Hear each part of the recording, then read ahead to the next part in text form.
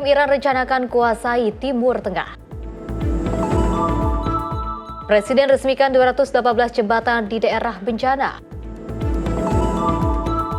Bisnis hampers kebanjiran order jelang Lebaran. 2 WNA Malaysia selundupkan narkoba dituntut hukuman mati.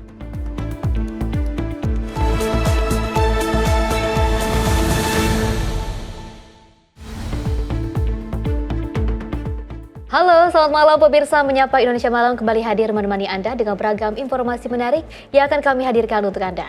Bersama saya, Fesi Rahmadi, inilah Menyapa Indonesia Malam selengkapnya.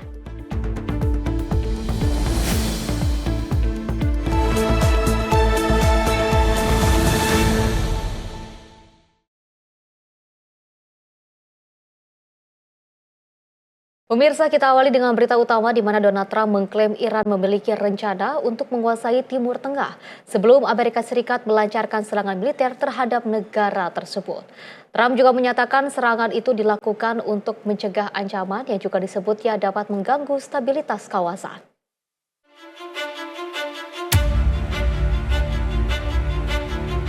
Presiden Amerika Serikat Donald Trump mengklaim Iran memiliki rencana besar untuk menguasai Timur Tengah sebelum militer Amerika melancarkan serangan terhadap negara tersebut. Trump menyatakan operasi militer itu dilakukan untuk menghentikan rencana Iran yang disebutnya dapat mengancam negara-negara di kawasan dan kepentingan Amerika Serikat. I believe, upon information and belief, but I believe that he was going to, they were going to take over the Middle East. They were looking to take over the Middle East. Now, had Operation Midnight Hammer not taken place, that was definite, because they would have had a nuclear weapon within a matter of weeks. But that took place. That was a setback. But look at the number of missiles they were able to buy and make over the last 6 months. Pernyataan ini disampaikan di tengah meningkatnya konflik antara Amerika Serikat, Israel, dan Iran yang telah memicu serangan balasan berupa rudal dan drone di berbagai negara Timur Tengah. Hingga kini ketegangan masih terus berlanjut, sementara komunitas internasional menyerukan upaya deeskalasi untuk mencegah meluasnya perang di kawasan tersebut.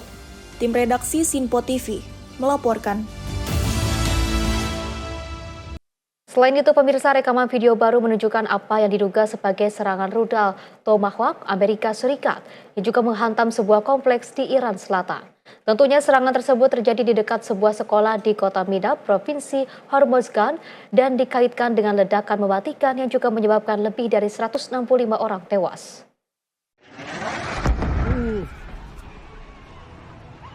Rekaman video menunjukkan sebuah rudal menghantam sebuah bangunan di sebuah kompleks yang kemudian diikuti munculnya asap tebal membubung ke udara.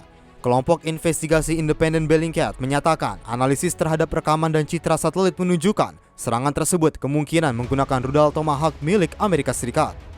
Serangan itu dikabarkan menghantam sebuah kompleks yang berdekatan dengan pangkalan pasukan Garda Revolusi Iran di kota Minab, Provinsi Hormozgan.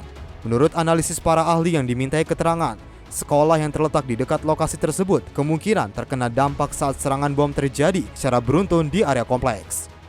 Seorang pejabat Amerika Serikat yang mengetahui pembahasan internal pemerintah, serangan tersebut kemungkinan besar dilakukan oleh Amerika Serikat. Meskipun pernyataan itu disampaikan secara anonim karena sensitivitas isu tersebut. Rekaman video ini pertama kali dianalisis oleh kelompok investigasi Bellingcat dan kemudian beredar melalui kantor berita semi-resmi Iran. Tim redaksi Sinpo TV melaporkan. Pemirsa, sebuah video yang juga direkam oleh kantor berita lokal menunjukkan apa yang diduga sebagai rudal balistik milik Iran melintas di atas langit wilayah tepi barat. Rudal tersebut terlihat menjatuhkan sejumlah bom kecil yang juga diduga merupakan submunisi atau bom kaset.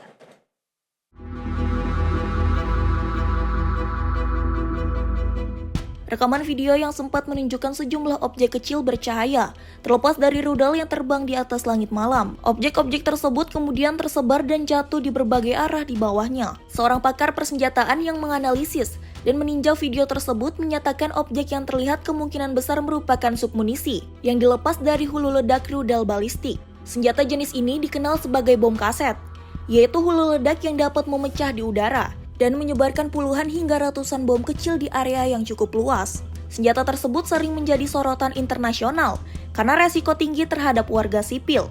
Insiden ini lantas menjadi sorotan publik di berbagai penjuru dunia. Di tengah meningkatnya serangan rudal dan drone dalam konflik yang melibatkan Iran dan Israel di kawasan Timur Tengah. Tim redaksi Sinpo TV melaporkan. Pemirsa, rekaman CCTV juga menangkap detik-detik sebuah rudal Iran menghantam wilayah Israel Tengah. Tentunya ledakan terjadi di kota Or Yehuda dan juga menyebabkan seorang pria terluka parah dalam insiden mengerikan tersebut.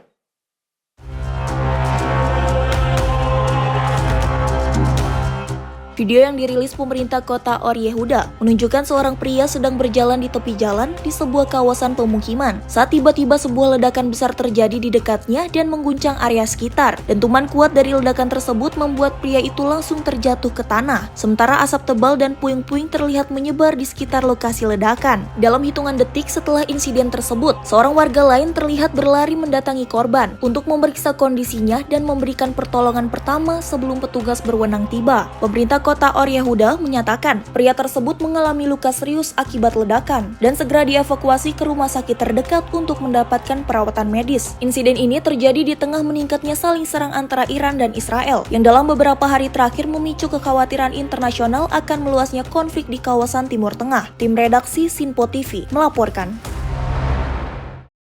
Pemirsa, warga di kota Tel Aviv, Israel terlihat berlari mencari perlindungan setelah sirine peringatan serangan udara berbunyi menyusul peluncuran rudal dari Lebanon.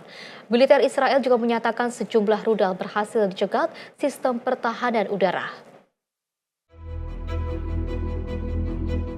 Rekaman video menunjukkan sejumlah warga di kota Tel Aviv berlari menuju tempat perlindungan saat sirine peringatan serangan udara terdengar di berbagai bagian kota tersebut, yang menandakan adanya ancaman serangan rudal yang datang.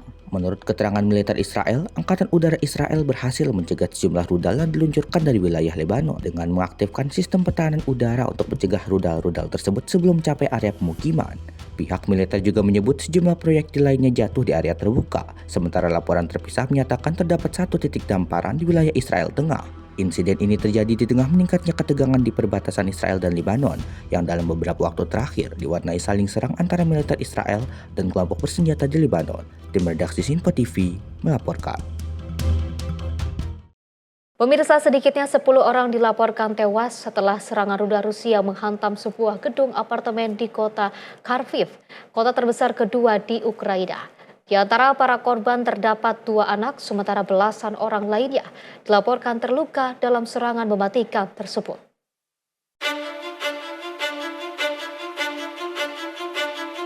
Pejabat setempat menyatakan rudal menghantam gedung hunian 5 lantai pada Sabtu, menyebabkan kerusakan parah dan menimbun sejumlah warga di dalam bangunan. Tim penyelamat terus melakukan pencarian di antara puing-puing bangunan untuk mencari korban yang masih terperangkap.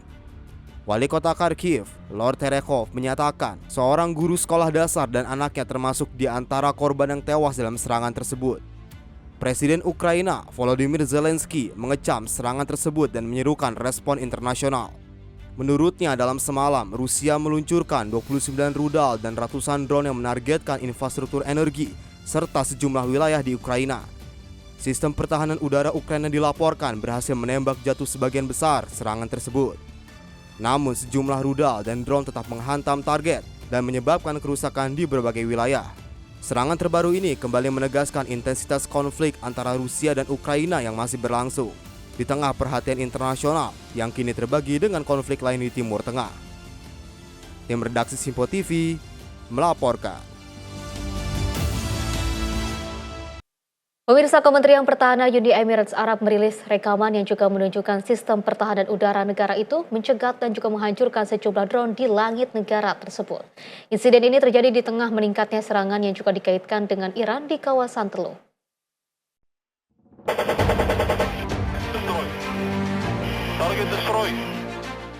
Menurut Kementerian Pertahanan Uni Emirat Arab, total 117 drone terdeteksi memasuki wilayah udara negara tersebut. Dari jumlah itu, sebanyak 113 drone berhasil dicegat dan dihancurkan oleh sistem pertahanan udara. Sementara 4 drone lainnya jatuh di dalam wilayah negara tersebut.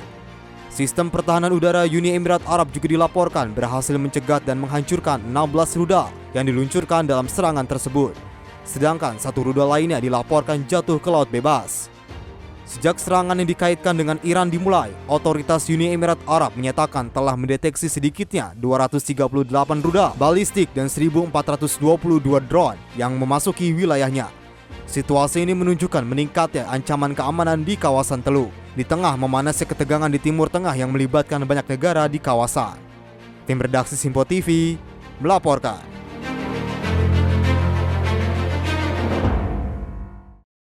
Pemirsa, Kementerian Luar Negeri RI mengungkap kronologi insiden Musafah II di Selat Hormuz yang juga terjadi pada 6 Maret 2026. 3 WNI masih dicari sementara 1 ABK dan 1 teknisi telah selamat.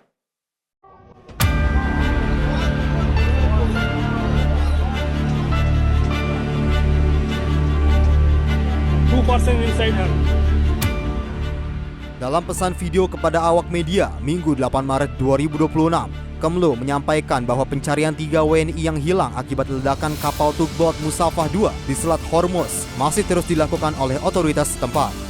Insiden terjadi pada 6 Maret 2026 sekitar pukul 2 pagi waktu setempat. Saat Musafah II memeriksa kapal kontainer Safin Prestige yang mengalami kerusakan, 4 WNI berada di kapal Musafah II dan 1 teknisi di kapal Safin Prestige. Juru bicara Kemlu RI, Yoven Nemuwengkang, mengatakan 1 WNI ABK selamat dengan luka bakar dan dirawat di Rumah Sakit Khasab Oman. Sementara teknisi yang berada di kapal kontainer sudah berada di Abu Dhabi. Perwakilan RI di Uni Emirat Arab dan Oman terus berkoordinasi dengan otoritas dan perusahaan kapal untuk mempercepat pencarian korban yang hilang. Penanganan medis dan komunikasi dengan keluarga WNI juga terus dilakukan. Pada 6 Maret 2026, Kementerian Luar Negeri melalui KBRI Abu Dhabi dan KBRI Muscat menerima laporan terkait insiden yang menimpa 1 tugboat bernama Musafah II berbendera Persatuan Emirat Arab. Musafah II berawak total 7 ABK termasuk 4 WNI ABK dan berpenumpang 6 teknisi termasuk 1 WNI teknisi. Insiden terjadi di Selat Hormuz di antara perairan PEA dan Oman pada 6 Maret 2026 pukul 2 dini hari waktu setempat.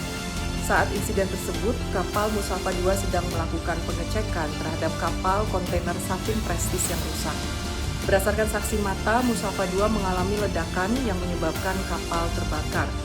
Pada saat kejadian, 4 WNI ABK berada di kapal Musafah II dan 1 WNI teknisi sedang berada di kapal kontainer Safin Prestige.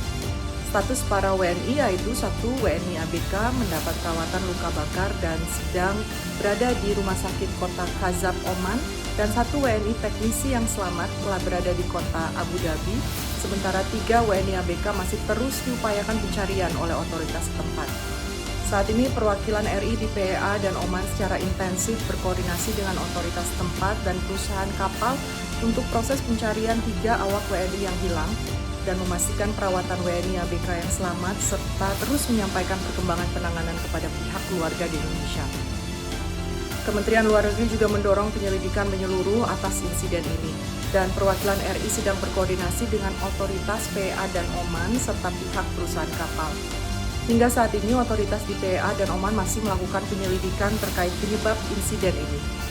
Kementerian Luar Negeri kembali menghimbau seluruh WNI di Timur Tengah, termasuk awak WNI yang bekerja di kapal untuk senantiasa meningkatkan kewaspadaan, memantau perkembangan situasi melalui sumber informasi resmi, dan menjaga komunikasi dengan perwakilan RI terdekat. Dan segera lakukan lapor diri untuk memastikan respon cepat dan tepat dari perwakilan RI. Dan dalam keadaan darurat, segera hubungi hotline perwakilan RI terkait. Pemerintah Indonesia mendorong investigasi menyeluruh untuk mengetahui penyebab ledakan. Kemlu mengimbau WNI di kawasan Timur Tengah, khususnya awak kapal, meningkatkan kewaspadaan, mengikuti informasi resmi, menjaga komunikasi dengan perwakilan RI, dan segera melapor diri untuk memudahkan respon darurat. Tim redaksi Simpo TV melaporkan. Pemirsa, Ketua DPR RI Puan Maharani menyoroti meningkatnya konflik di Timur Tengah saat membuka rapat paripurna DPR RI. Menurutnya dunia saat ini sedang menyaksikan dinamika hubungan internasional yang semakin kompleks dan syarat kepentingan strategis.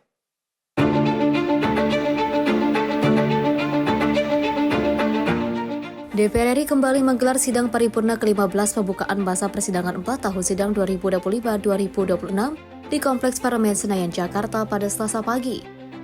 Rapat paripurna ini beragendakan mendengarkan pidato Ketua DPR Puan Maharani yang mengangkat isu konflik yang terjadi di wilayah Timur Tengah. Dalam pidatonya, Puan mengatakan ketegangan yang terjadi menunjukkan dinamika hubungan internasional yang syarat kepentingan strategis, dominasi keamanan regional, dan persaingan kekuatan global.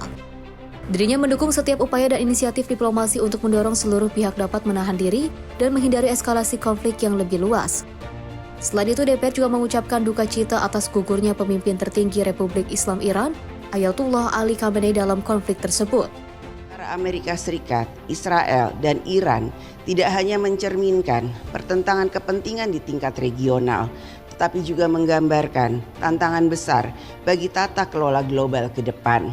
Situasi ini menegaskan kembali pentingnya penguatan hukum internasional, peran lembaga internasional dalam menjaga perdamaian, keadilan, stabilitas dunia, serta hak negara dalam mempertahankan kedaulatannya. Atas nama pimpinan dan anggota Dewan Perwakilan Rakyat Indonesia, kami menyampaikan duka cita yang mendalam atas wafatnya Yang Mulia Ayatullah Ali Khamenei, pimpinan tertinggi Republik Islam Iran.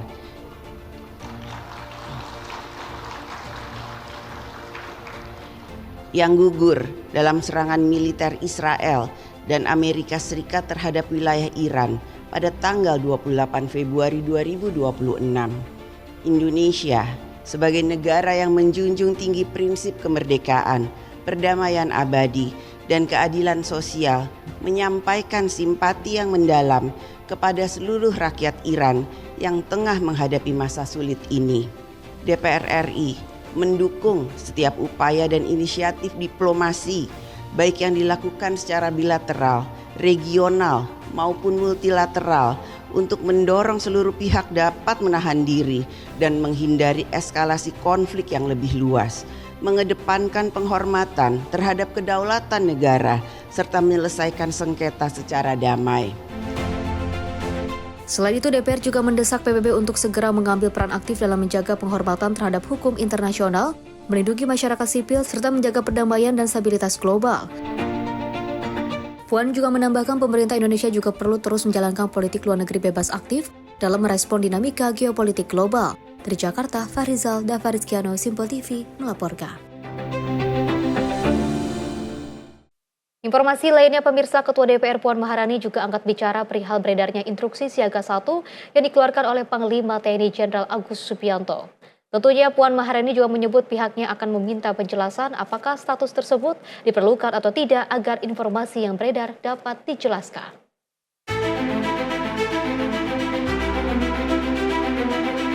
Surat perintah siaga 1 oleh Panglima TNI Jenderal Agus Subianto yang sempat beredar di media sosial kini menjadi sorotan publik. Surat edaran yang beredar tersebut dipicu oleh konflik yang kini memanas antara Iran dan Amerika Serikat Israel. Menyoroti hal ini, Ketua DPR Puan Maharani meminta komisi terkait untuk menanyakan langsung perihal kebenaran dari surat siaga 1 yang telah beredar. Puan mempertanyakan apakah status siaga 1 itu diperlukan atau tidak di kondisi saat ini. Ya, terkait dengan siaga 1, kami akan meminta komisi terkait untuk menanyakan kepada TNI terkait hal tersebut, dan sebaiknya memang aparat hukum atau TNI itu selalu siap siaga. Namun kalau kemudian sampai ada keluar surat seperti itu dalam situasi seperti ini, mungkin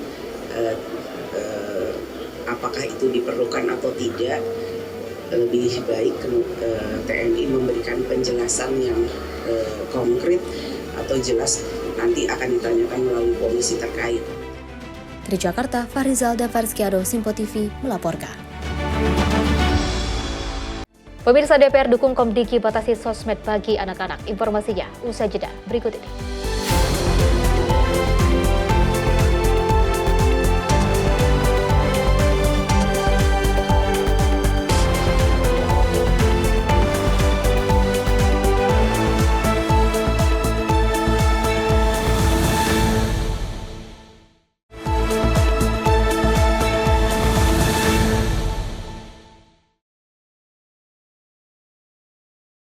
Terima kasih pemirsa, Anda masih bersama kami dan kita lanjutkan informasinya.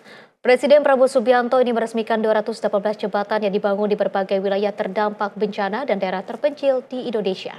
Seluruh jembatan tersebut berhasil diselesaikan dalam waktu sekitar 2,5 bulan untuk mempercepat pemulihan akses masyarakat.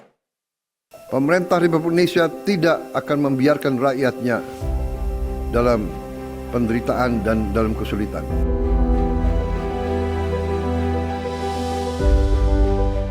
Presiden Prabowo Subianto meresmikan sebanyak 218 jembatan yang telah dibangun dalam kurun waktu 2,5 bulan di berbagai wilayah terdampak bencana dan daerah terpencil di Indonesia.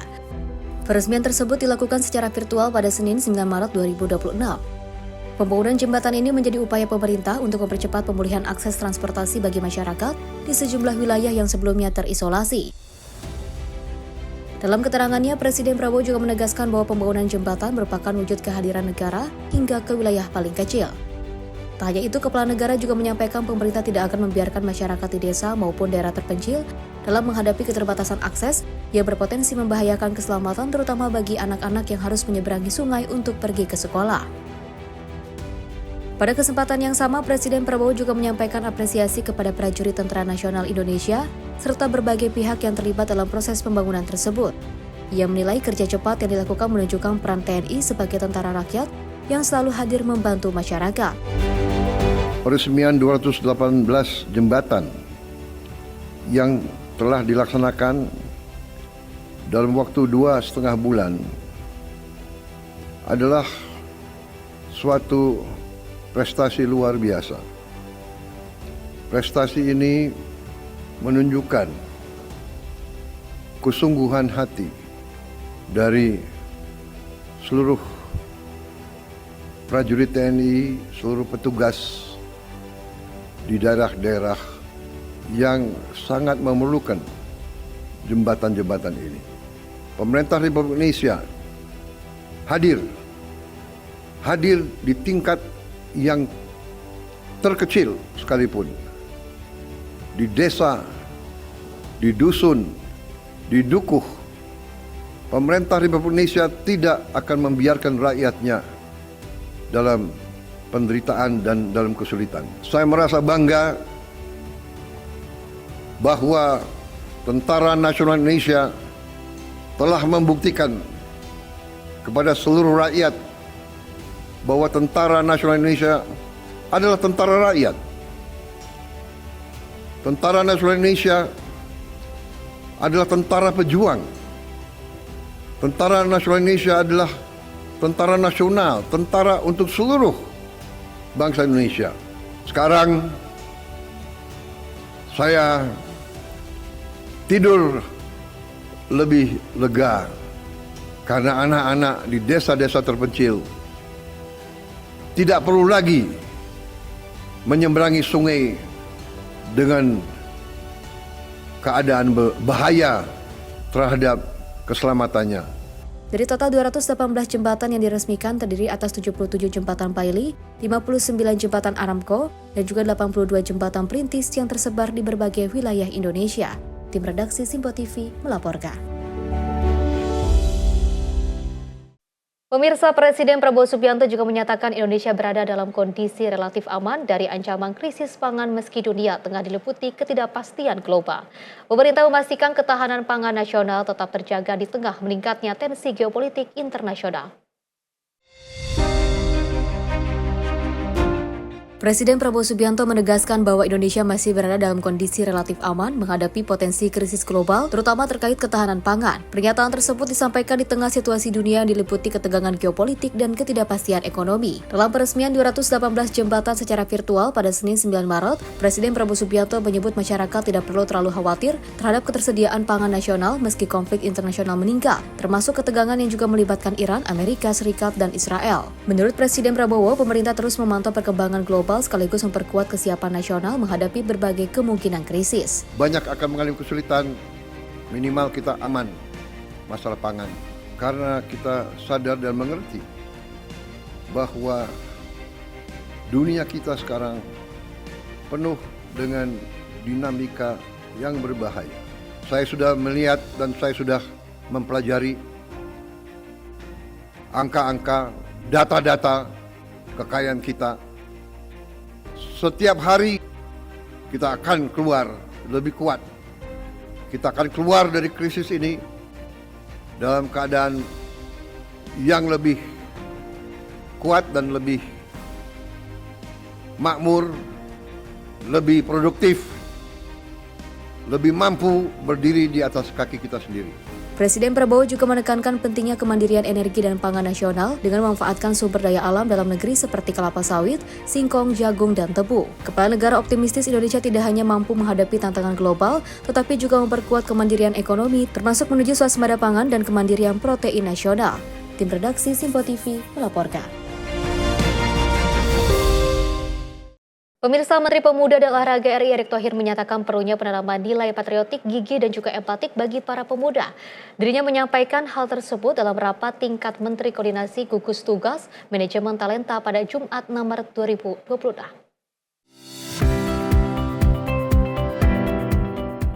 Menteri Pemuda dan Olahraga RI Erick Thohir memaparkan penguatan manajemen talenta nasional atau MTN yang akan dilakukan mulai dari bidang kepemudaan hingga olahraga untuk periode 2025 hingga 2029. Pada bidang kepemudaan, Menpora Erick menyatakan perlunya penanaman nilai patriotik, gigih, dan empatik bagi para pemuda. Sedangkan di bidang olahraga, Menpora menyampaikan bahwa Presiden meminta adanya konsolidasi pembinaan olahraga dengan mendorong pembentukan akademi olahraga yang terpadu, modern, berbasis teknologi, serta berfokus pada pembinaan prestasi pada 21 cabang olahraga unggulan. Tak hanya pembangunan pusat akademi olahraga, peningkatan kualitas seluruh aspek olahraga turut jadi perhatian, mulai dari atlet, pelatih, akademi, hingga guru olahraga di sekolah. Seluruhnya akan mendapatkan program sertifikasi yang melibatkan federasi olahraga.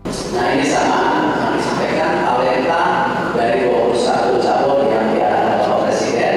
Kami akan melibatkan SD, SMP, SMA, dan bahkan perguruan tinggi. Kami sudah bertemu dengan para menteri terkait. Jadi untuk SD itu nanti memilih dari salah satu dari 3 mother of sport, yaitu atletik, renang, dan senam, disesuaikan dengan kondisi SD-nya. Karena itu paling penting. Kalau misalnya contoh ada SD di daerah Majalengka, fasilitas olahraga tidak punya, yang penting untuk mother of sport-nya dia hanya memilih atletik sehingga bisa untuk beberapa kali dan terlalu.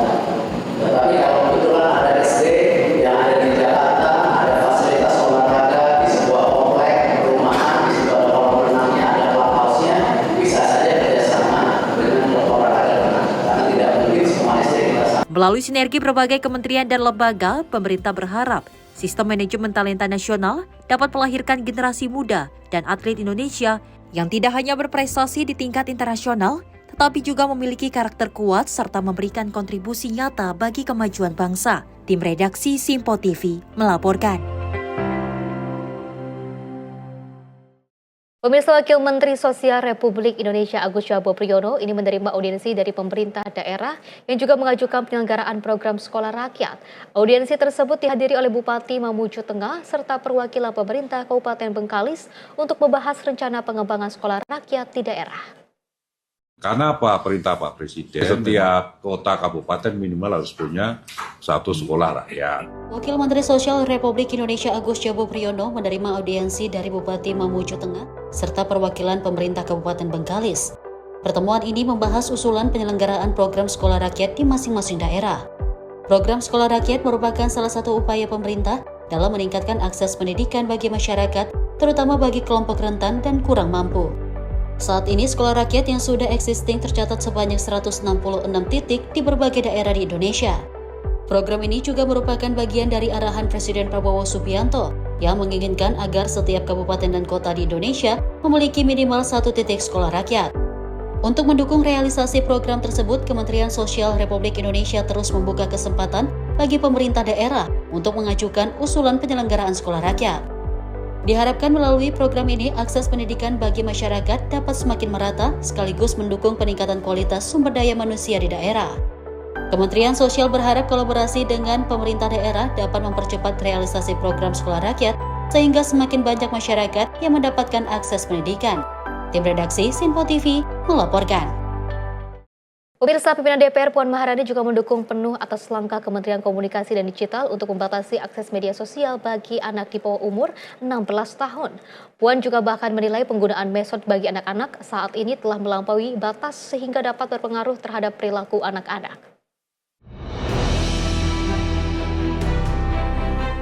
Kementerian Komunikasi dan Digital membatasi akses bagi anak-anak yang berusia 16 tahun ke sejumlah platform digital yang beresiko tinggi. Kebijakan ini seiring telah diterbitkannya aturan turunan dari Peraturan Pemerintah Nomor 17 Tahun 2025 tentang tata kelola penyelenggara sistem elektronik dalam perlindungan anak. Merespon kebijakan itu, Ketua DPR Puan Maharani mengungkapkan bahwa pihaknya mendukung penuh langkah tegas dari Kementerian Komunikasi dan Digital. Menurutnya, beberapa konten media sosial yang sudah kelewatan batas saat ini dapat menjadi pengaruh terhadap perilaku anak-anak. Melalui komisi terkait, DPR mendukung apa yang sudah dilakukan oleh kementerian terkait untuk membatasi medsos untuk anak-anak. Saat ini baru untuk umur 16, tentu saja ke depannya kami berharap juga bisa dibatasi untuk umur-umur yang lain, karena itu juga sudah dilakukan oleh negara-negara yang lain. Karena saat ini kebebasan medsos yang terlalu kebablasan tentu saja untuk anak-anak mungkin kurang baik juga bagi anak-anak, jadi hal itu harus dievaluasi kembali. Dari Jakarta, Farizal Davariskiano, Simpo TV melaporkan. Pemirsa, program cek kesehatan gratis ini menemukan sekitar 10% anak di Indonesia mengalami gejala depresi dan cemas. Pemerintah pun menegaskan bahwa fokus menangani masalah kesehatan mental anak secara terpadu. Hasil pemeriksaan kesehatan anak di Indonesia menunjukkan adanya indikasi masalah kesehatan mental yang cukup signifikan. Program cek kesehatan gratis periode 2025-2026 menemukan sekitar 10% anak menunjukkan gejala cemas dan depresi. Menteri Kesehatan Budi Gunadi Sadikin menyampaikan temuan ini dalam konferensi pers di Jakarta pada Senin 9 Maret 2026. Dari 7 juta anak yang sudah diperiksa, sekitar 338.000 anak atau 4,4% mengalami gejala kecemasan, sedangkan 363.000 anak atau 4,8% menunjukkan gejala depresi. Menteri Kesehatan menekankan bahwa masalah kesehatan mental anak dapat dipicu oleh faktor individu maupun lingkungan, termasuk keluarga, teman, dan sekolah, dan perlu penanganan serius karena risiko bunuh diri meningkat. Ini menunjukkan bahwa, ternyata masalah kesehatan jiwa itu besar sekali. Yang mesti diperbaiki bukan hanya dirinya sendiri, tapi cara gimana pola asuh keluarga, pola belajar atau pola kerja, atau pola asuh pendidikan dan pekerjaan. Kemudian juga baru dilatih dirinya sendiri, itu life skill ya namanya. Jadi semua orang pasti kena pressure, tapi bagaimana ada orang yang bisa merespons dengan baik dan tidak. Nah, ilmu mengenai life skill sama P3K-nya ini P3LP, karena ada P3K, ada P3LP, karena pertolongan pertama pada luka psikologis, P3LP-nya itu juga mesti diajarin. Dan ini tolong dibantu disosialisasikan. Makin banyak orang yang tahu dan memahami masalah ini, nanti makin mudah buat kita untuk menangani masalah kesehatan jiwa. Untuk menindaklanjuti temuan ini, Kemenkes menargetkan screening CKG menjangkau 25 juta anak. Pemerintah memperkuat layanan kesehatan jiwa melalui puskesmas, psikolog klinis, dan platform krisis healing 119.id. Di dunia pendidikan, guru BK dan guru kelas dilibatkan mendampingi anak yang terdeteksi memiliki gejala. Kolaborasi 9 kementerian dan lembaga melalui SKB Kesehatan Jiwa Anak memastikan penanganan terpadu sekaligus perlindungan data anak secara menyeluruh. Tim redaksi Simpo TV melaporkan. Pemirsa, Ketua DPR RI Puan Maharani menegaskan bahwa Indonesia tetap menjalankan sebagai negara politik luar negeri bebas aktif di tengah adanya konflik di Timur Tengah. Tentunya hal ini disampaikan Puan pada saat pidato pembukaan sidang paripurna ke-15 masa persidangan 4 tahun 2025-2026. Ketua DPR Puan Maharani mengungkapkan bahwa pemerintah harus tetap menjalankan politik luar negeri bebas aktif dalam menjaga kepentingan nasional secara bijaksana, konsisten, dan konstruktif dalam merespon dinamika geopolitik global. Upaya dan inisiatif diplomasi juga harus diutamakan agar konflik tidak semakin meluas dan berkelanjutan.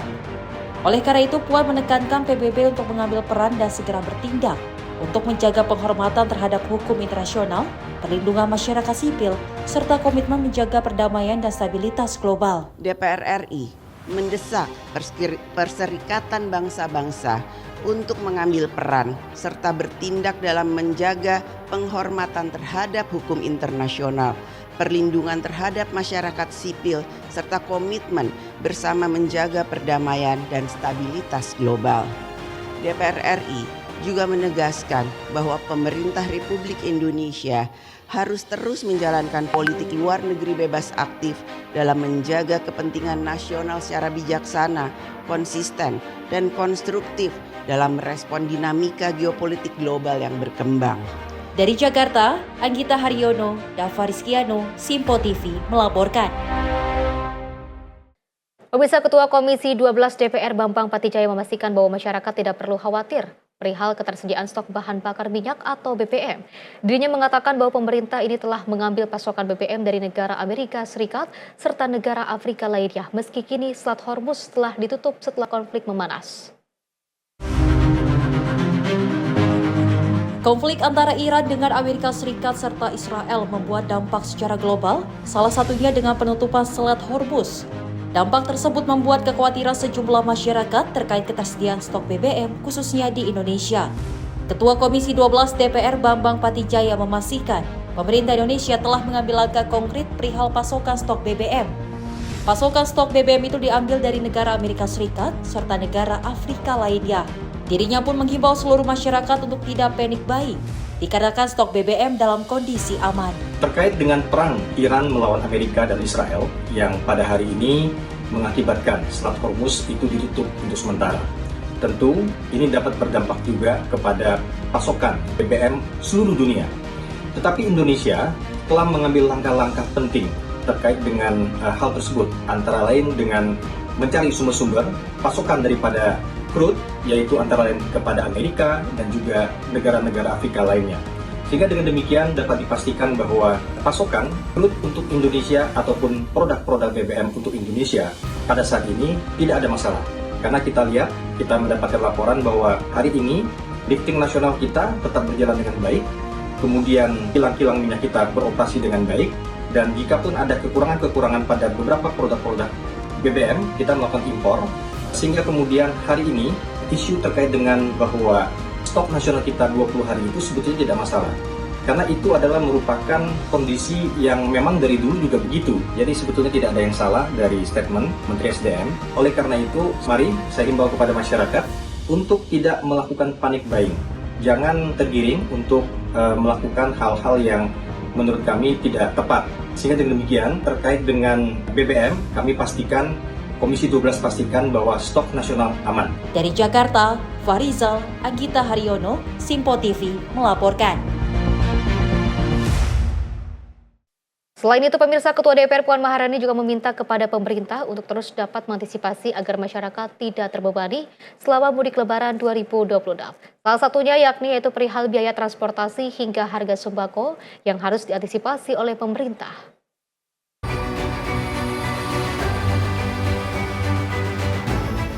Dewan Perwakilan Rakyat menekankan pentingnya mengantisipasi agar tidak membebani masyarakat selama arus mudik Lebaran mendatang. Ketua DPR Puan Maharani mengatakan hal itu berkaitan dengan biaya transportasi hingga harga sembako. Puan mendorong pemerintah untuk dapat melakukan langkah-langkah dalam mengantisipasi hal tersebut.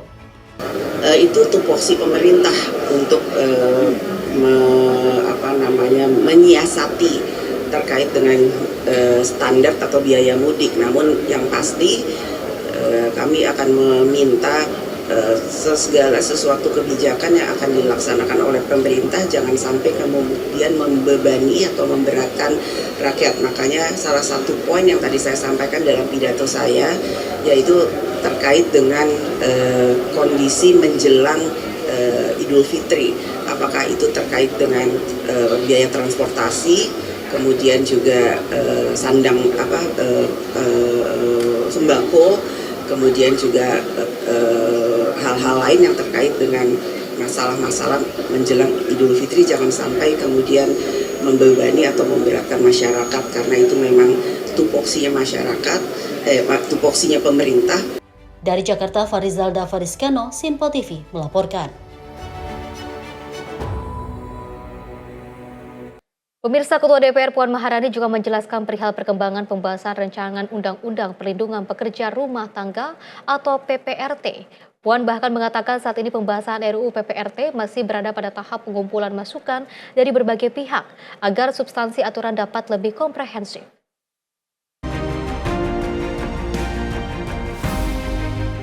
Pembahasan rancangan Undang-Undang Perlindungan Pekerja Rumah Tangga atau PPRT saat ini masih tengah dibahas oleh Dewan Perwakilan Rakyat. Pasalnya dalam pembahasan rancangan undang-undang tersebut masih membutuhkan masukan dari berbagai pihak.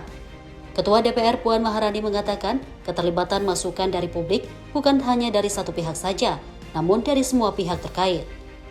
Hal ini dilakukan agar substansi aturan dapat lebih komprehensif dan tidak tumpang tindih dengan undang-undang yang lain.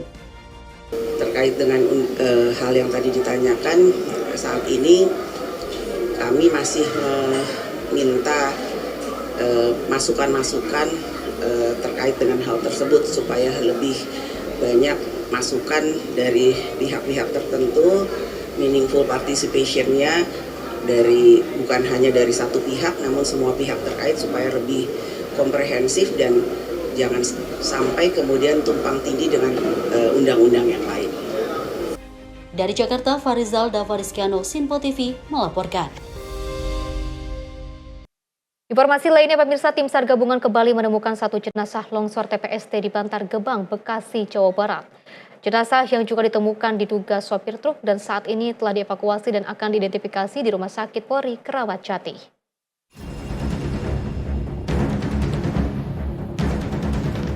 Korban bencana longsor di kawasan TPST Bantar Gebang kembali ditemukan dan menambah jumlah korban tewas yang sebelumnya 4 orang menjadi 5 orang. Korban yang ditemukan diduga supir dari truk yang ditemukan pada Minggu malam dengan jarak penemuan sekitar 5 meter dengan kedalaman 10 meter dari posisi kendaraan tersebut.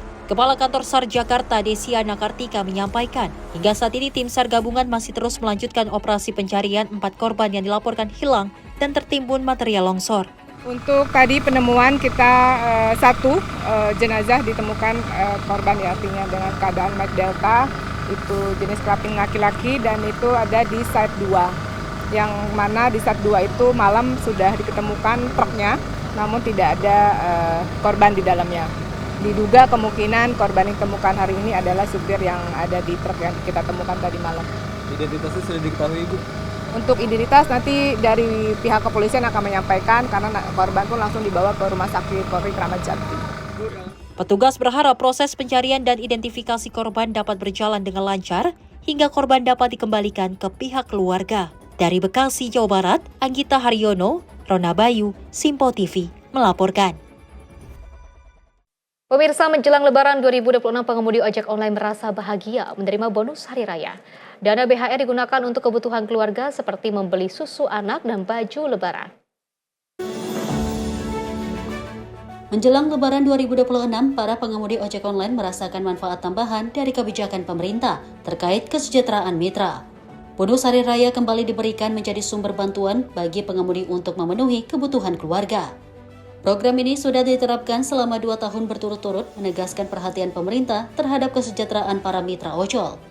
Beberapa pengemudi seperti Sucianto dan Wuro Aprianto menyatakan rasa syukur atas BHR yang mereka terima. Sucianto berencana menggunakan dana tersebut untuk membeli susu anaknya, sedangkan Wuro memanfaatkannya untuk kebutuhan menjelang Lebaran. Mereka berharap kebijakan ini terus berlanjut agar manfaatnya bisa dirasakan secara berkesinambungan. Ya, alhamdulillah nominalnya sih 200. Tahun kemarin nggak dapat, sekarang baru dapat buat beli susu buat anak Sinta paling.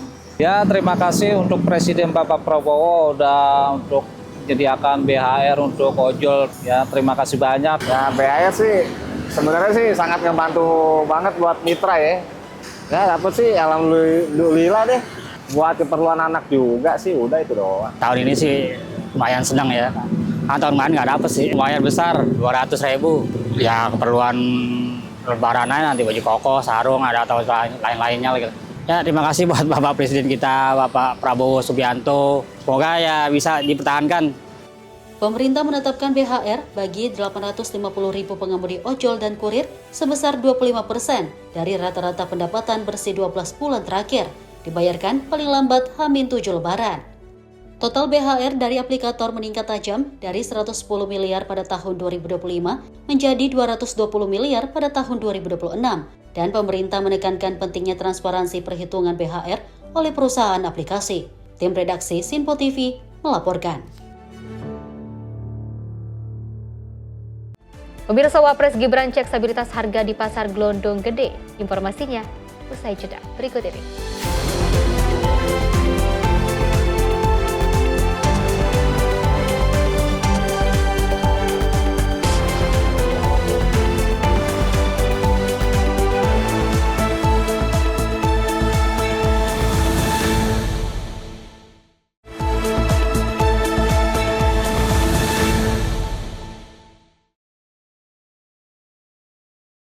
Terima kasih pemirsa, Anda masih menyaksikan Menyapa Indonesia Malam dan kita lanjutkan informasinya.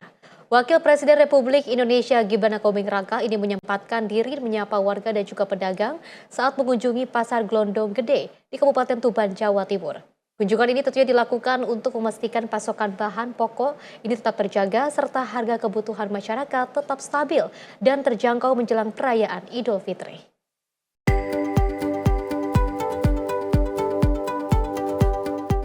Dalam kunjungannya ke Pasar Glondong Gede Kabupaten Tuban, Wakil Presiden Republik Indonesia Gibran Rakabuming Raka menyapa langsung para pedagang dan warga yang sedang beraktivitas di pasar.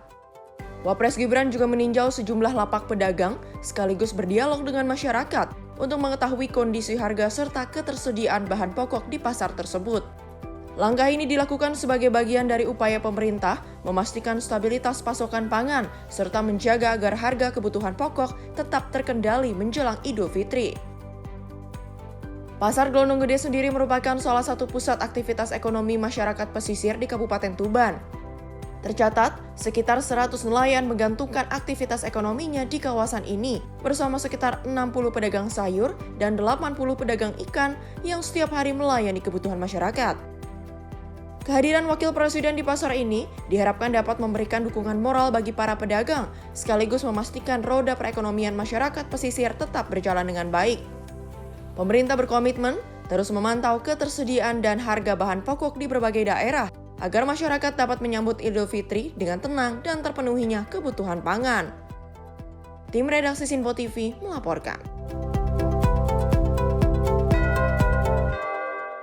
Pemirsa, Menteri Pekerjaan Umum Dodi Hanggodo juga menyerahkan bantuan sosial sekaligus memastikan kesiapan fasilitas Huntara di Tapanuli Selatan yang berada di Kecamatan Batang Toru. Ia mengatakan bahwa total terdapat 254 unit hunian sementara yang sedang disiapkan menjelang Lebaran. Menteri Pekerjaan Umum Dodi Hanggodo melaksanakan sahur dan sholat subuh berjamaah bersama warga terdampak bencana di Desa Huntara, Desa Napa, Kecamatan Batang Toru pada Senin 9 Maret 2026. Kegiatan bertema Bangkit dari Duka, Raih Takwa, Ramadan Penyembuh Luka menjadi momen kebersamaan antara pemerintah dan masyarakat untuk membangkitkan semangat warga yang tengah menjalani masa pemulihan pasca bencana. Menteri Dodi menjelaskan pembangunan hunian sementara bagi warga terdampak bencana di Batang Toru terus dipercepat agar dapat ditempati sebelum Hari Raya Idul Fitri. Ia menyebutkan total terdapat 245 unit hunian sementara yang sedang disiapkan. Kita sebelum Lebaran, Bapak Ibu sekalian yang masih ada di pengungsian sudah bisa masuk ke rumah hunian sementara. Kita lagi kejar persiapan sumur, mudah-mudahan sebelum akhir minggu, Komisi Jumat sudah bisa siap sehingga sisanya 245 sisanya dari hari-hari ini bisa segera masuk. Dalam kesempatan tersebut, Menteri PU juga menyalurkan bantuan berupa paket sembako dan perlengkapan sholat yang diserahkan secara simbolis kepada 10 perwakilan warga Huntara. Tim redaksi Sinpo TV melaporkan. Informasi lainnya, pemirsa, menjelang Hari Raya Idul Fitri, permintaan paket hadiah atau hampers di Kabupaten Pandeglang, Banten ini mengalami peningkatan signifikan. Peluang manis ini dimanfaatkan seorang ibu rumah tangga untuk mendulang cuan sekaligus memberdayakan kaum ibu di lingkungan sekitarnya. Kesibukan terlihat di kediaman Reni Agustiani, seorang ibu rumah tangga asal Kecamatan Majasari, Kabupaten Pandeglang, Banten. Menjelang Lebaran tahun ini, dirinya sukses menangkap peluang bisnis hampers yang kian diminati masyarakat. Berbagai kue kering hingga makanan ringan disulap menjadi bingkisan cantik dengan kemasan yang menarik. Selain tampilan yang estetik, harga yang ditawarkan pun cukup ramah di kantong. yakni berkisar 200 hingga 300 ribu rupiah, tergantung ukuran dan isi paket. Pesanan biasanya mulai membanjiri rumah produksi Reni sejak beberapa pekan sebelum Lebaran. Pembeli datang dari berbagai kalangan, mulai dari perorangan hingga perusahaan yang ingin memberikan bingkisan bagi karyawan maupun mitra kerja. Dari bisnis musiman ini, Reni mengaku mampu meraih omset hingga jutaan rupiah selama bulan Ramadan. Tidak berjuang sendiri, dalam menyelesaikan ratusan pesanan, Reni kini dibantu 9 orang karyawan, yang mayoritas adalah kaum ibu di sekitar tempat tinggalnya. Bisnis hampers ini alhamdulillah sangat banyak sekali. Memang ini orang itu sekarang lagi banyak mencari sih ya, memang bulannya mencari hampers gitu kan. Untuk kue kering juga sangat banyak sekali di sini yang peminatnya gitu. Namun dalam sehari Bunda bisa bikin berapa hampers nih? Dalam satu hari bisa bikin 10 atau sampai 20 hampers karena kan tergantung dari produksi kuenya gitu. Ini kita hampers itu terbagi dua, ada yang isi 3, ada yang isi 4 gitu. Tapi itu dari 4 dan 3 itu beda-beda untuk varian kuenya gitu. Atau bisa request juga nanti kami misalkan dalam satu hampers isi kuenya ada pengen kue A, B, C, D gitu, nanti kita bisa siapkan. Atau ada yang random juga bisa, gitu. Ada juga. Berarti artinya khusus untuk kue kering Bunda? Iya, karena kebetulan di Kaiser Cookies ini produksinya produksi kue kering semua dan ini tuh musiman. Jadi kita ramainya tuh di bulan puasa gitu tuh, pas mau pada saat menjelang Lebaran. Tapi kalau hari-hari biasa kita nggak produksi. Kreativitas dalam mengemas produk serta kejelian melihat pasar menjadi kunci sukses Reni dalam mengembangkan usahanya, sekaligus membantu perekonomian warga sekitar. Dari Pandeglang, Banten, Firman Arif, Sinpo TV melaporkan. Pemirsa, memadukan konsep bangunan klasik dan modern, sebuah masjid di wilayah timur Kabupaten Bogor, Jawa Barat, ini menjadi salah satu masjid terfavorit warga selama Ramadan. Selain karena kemegahan bangunannya yang unik, sejumlah fasilitas membuat jemaah semakin betah berlama-lama beribadah di dalam masjid ini.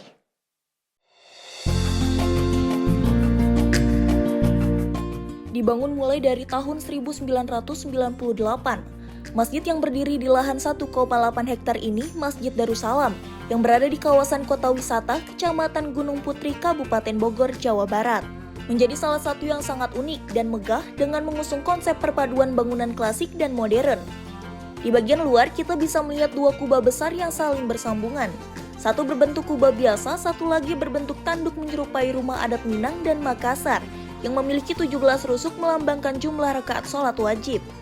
Saat masuk ke dalam area masjid, jemaah akan menyaksikan kemegahan setiap ornamennya, mulai dari mihrab dengan tulisan lafaz Allah yang sangat besar, hingga 2 langit-langit masjid yang saling terpisah dengan masing-masing karakternya yang berbeda, termasuk ornamen bernuansa Masjid Nabawi yang khas.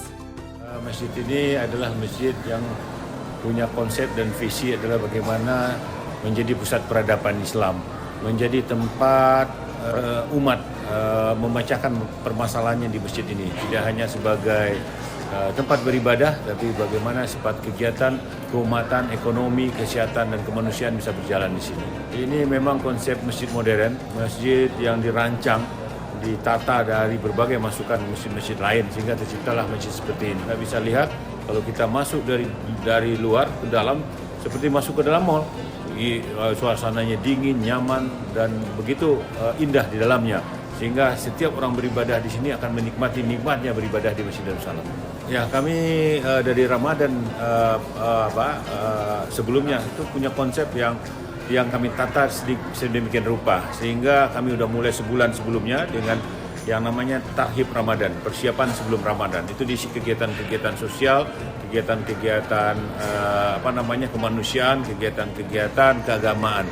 Nah, masuk bulan Ramadan kita concern dengan program-program kerja, ada salat tarawihnya, ada buka bersamanya, ada qiyamul lailnya, dan banyak yang lain. Dan hari ini kita berbuka puasa di dalam masjid. Sehingga suasananya nyaman, indah, dan teratur. Lagi bahwa kapasitas masjid kita ini 8.000. Tapi untuk berbuka puasa kami menyiapkan lebih kurang dari 2.000 box nasi yang tidak hanya memikirkan makan orang saja, tapi bagaimana semua jemaah yang hadir di sini menikmati nikmatnya melakukan ibadah, terutama melakukan salat maghrib bersama-sama. Nanti bisa disaksikan bahwa hampir 2.000 jamaah melakukan salat berjamaah di masjid yang kita cintai. Untuk menunjang kenyamanan jemaah dan kepengurusan masjid yang lebih modern, pengurus masjid juga menyediakan sejumlah fasilitas. Salah satunya klinik kesehatan lengkap. mulai dari dokter yang berjaga setiap hari, serta ruangan periksa dan juga ruang rawat inap. Selama Ramadan memang suka buka di sini atau seperti apa Pak? Setiap Ramadan saya di sini terus, dari maghrib, subuh, memang saya di sini terus. Oke. Pendapat Bapak sendiri untuk masjidnya ini, Masjid Darussalam ini seperti apa? Memang Masjid Darussalam ini emang paling enak bagi saya sih. Semua terjamin, bapaknya semua ada semua, jadi kita ibadah di sini nyaman, bersih, mulai dari WC-nya sampai ke dalam bersih semua. Jadi nyaman sekali. Selama Ramadan ini, pengurus masjid menyediakan sedikitnya sekitar 2.000 lebih makanan mulai dari takjil hingga makanan berat bagi para jemaah yang datang untuk berbuka puasa sekaligus sholat berjamaah. Dari Kabupaten Bogor, jurnalis Sinpo TV melaporkan. Pemirsa, dukung program ketahanan pangan nasional, jajaran Polsek Metro Penjaringan bersama TNI dan juga pemerintah setempat ini menggelar kegiatan penanaman jagung serentak. Kegiatan ini pemirsa merupakan bagian dari program penanaman jagung serentak kuartal 1 tahun 2026 yang dilaksanakan di wilayah Kelurahan Pluit, Jakarta Utara. Kegiatan penanaman jagung serentak kuartal 1 tahun 2026 digelar di Jalan Pluit, Karangpermai Raya, Kelurahan Pluit, Jakarta Utara. Kegiatan ini melibatkan sinergi antara Polsek Metro Penjaringan, Koramil Penjaringan, serta pemerintah Kelurahan Pluit. Penanaman jagung dilakukan sebagai bentuk dukungan terhadap program swasembada pangan nasional, sekaligus mendorong kemandirian pangan di tengah masyarakat. Kegiatan dipimpin langsung oleh Kapolsek Metro Penjaringan, Atta Buana Putra. Sebelum penanaman dimulai, para peserta terlebih dahulu mengikuti kegiatan Zoom ketahanan pangan serentak kuartal 1. Setelah itu kegiatan dilanjutkan dengan penanaman jagung bersama sebagai simbol komitmen dalam meningkatkan produktivitas pertanian. Jagung merupakan salah satu komoditas pangan strategis yang tidak hanya menjadi sumber pangan bagi masyarakat, namun juga sebagai bahan baku industri, pangan ternak, hingga pangan olahan. Melalui kegiatan ini diharapkan upaya kecil menanam hari ini dapat menjadi bagian dari panen besar untuk ketahanan pangan Indonesia di masa depan. Kegiatan penanaman jagung serentak ini berlangsung dengan aman dan lancar, serta diharapkan dapat menumbuhkan semangat gotong royong dalam mendukung ketahanan pangan nasional. Tim redaksi Sinpo TV melaporkan. Pemirsa, sejumlah persiapan terus dilakukan petugas menjelang arus mudik Lebaran. Tentunya di Garut, Jawa Barat, ini petugas gabungan melakukan pemeriksaan kelayakan bus angkutan Lebaran.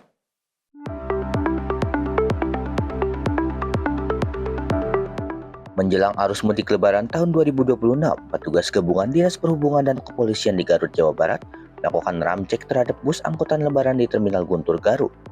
Satu persatu bus antar kota yang akan digunakan angkutan pemudik diperiksa petugas, mulai dari surat kendaraan hingga kelayakan seperti fungsi rem, kelayakan roda, hingga komponen lain. Dari hasil pemeriksaan, petugas tidak menemukan bus yang tidak layak pakai. Petugas hanya menemukan pelanggaran ringan seperti lampu sen yang kurang terang. Selain memeriksa kelayakan kendaraan, petugas juga melakukan pemeriksaan kesehatan driver dan kondektur bus untuk menjamin keamanan dan keselamatan penumpang.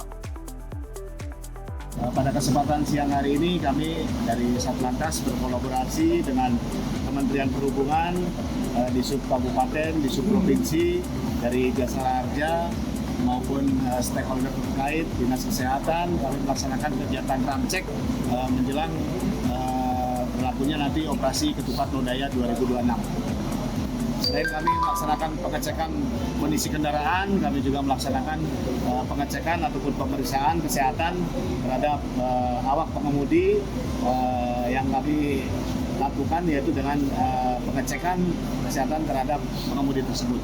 Secara teknis apa aja dan yang dilakukan pengecekan terhadap isi kendaraan ini? Ya, secara teknis kami juga tadi sudah melaksanakan sampel terhadap beberapa kendaraan ataupun bus sesuai dengan kelayakannya, mulai dari pengecekan klakson, pengereman, berikut lampu maupun yang lainnya. Alhamdulillah sampai saat ini tidak ada temuan-temuan di lapangan. Selain cek kesehatan, informasinya ada tes urin juga ya? Ya betul, selain cek kesehatan kami juga berkolaborasi dengan Sat Narkoba Polres, di mana kami juga nanti melaksanakan tes urin apabila terdapat si pengemudi yang mengkonsumsi alkohol ataupun yang lainnya. Dengan adanya ramcek ini diharapkan dapat memberikan kelancaran pada pelaksanaan arus mudik lebaran tahun ini, serta memberi keamanan dan kenyamanan bagi masyarakat yang akan melakukan mudik ke kampung halaman. Dari Garut, Jawa Barat, jurnalis Simpo TV melaporkan. Pemirsa, Polda Metro Jaya akan mengawasi operasional kendaraan bersumbu 3 atau lebih saat momen Lebaran 2026. Pihak kepolisian mengimbau pelaku usaha dan pihak perusahaan ekspedisi mematuhi aturan tersebut yang sedianya akan dimulai pada 13 Maret mendatang. Direktur Lalu Lintas Polda Metro Jaya, Kombes Pol Komarudin, mengimbau para pelaku usaha termasuk jasa pengiriman atau ekspedisi agar mematuhi aturan pembatasan operasional kendaraan bersumbu 3 selama masa mudik Lebaran 2026. Menurut Komarudin, sesuai ketentuan, truk bersumbu 3 akan dilarang melintas di jalan tol maupun jalur arteri sejak dimulainya operasi ketupat 2026, mulai 13 Maret dan kemungkinan bisa bertambah. Komarudin menegaskan, aturan tersebut diberlakukan demi menjaga kelancaran arus mudik dan arus balik Lebaran, serta untuk mengurangi potensi kepadatan lalu lintas di jalan raya. Meski demikian, pembatasan ini memiliki sejumlah pengecualian, salah satunya untuk kendaraan pengangkut kebutuhan pokok atau sembako. Polisi menegaskan akan menindak tegas kendaraan bersumbu 3 yang tetap nekat beroperasi di luar ketentuan yang berlaku. Pada kesempatan ini juga kami mengimbau kepada para pelaku usaha, termasuk transportir, untuk penggunaan ataupun pembatasan sumbu 3 agar dipatuhi. Ini dimulai tanggal 13. Yang dimulai tanggal 13 ataupun selama pelaksanaan operasi ada kemungkinan ditambah. Ya, kita lihat nanti arus balik. Ya, arus baliknya seperti apa. Dan ini tolong dipatuhi. Ini untuk kelancaran kita bersama. Tentu ruas-ruas jalan yang nantinya akan dipenuhi oleh pemudik ini juga diharapkan tidak terhambat dengan aktivitas operasional dari kendaraan-kendaraan sumbu 3 ke atas.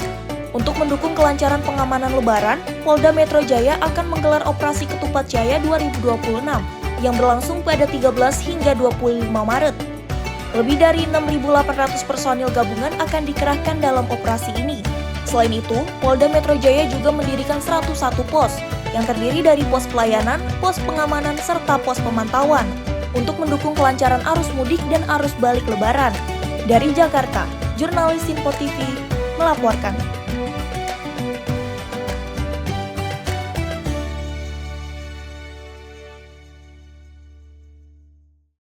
Pemirsa, akibat genangan banjir yang juga melanda ibu kota pada minggu kemarin, sejumlah barrier atau pembatas jalan di jalur Transjakarta Koridor 3 Senen Kalideres bergeser jauh dari posisi seharusnya.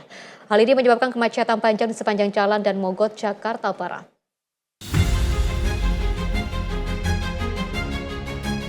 Petugas patroli jalur Transjakarta Koridor 3 Monas Kalideres bersama Dinas Bina Marga Jakarta Barat dan Patroli Lantas Cengkareng tengah berupaya memperbaiki barier atau separator Transjakarta menggunakan unit kendaraan kren di sepanjang jalan dan Mogot Cengkareng Jakarta Barat.